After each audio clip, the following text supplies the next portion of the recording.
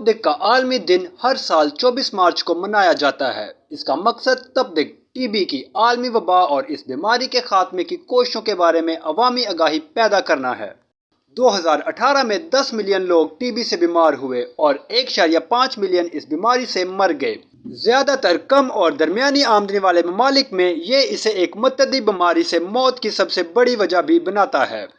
World T B day, عالمی یوم صحت، عالمی Chagas disease day, world blood donor day, عالمی انسداد مائکروبیل آگاہی ہفتہ، عالمی حفاظتی ٹیکوں کا ہفتہ، عالمی ملیریا کا دن، تمباکو نوشی کا عالمی دن، عالمی یوم ہیپاٹائٹس، عالمی یوم مریضوں کی حفاظت اور عالمی یوم صحت کے ساتھ عالمی ادارہ صحت کی طرف سے نشان زد 11 سرکاری عالمی عوامی صحت کی مہموں میں سے ایک ہے۔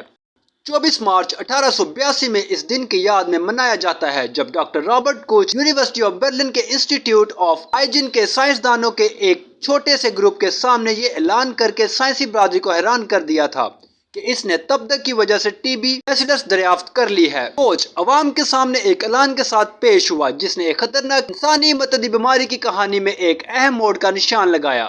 برلن میں کوچ کے اعلان کے وقت ٹی بی یورپ اور امریکہ میں پھیل رہا تھا جس کی وجہ سے ہر 7 میں سے ایک شخص کی موت ہو رہی تھی۔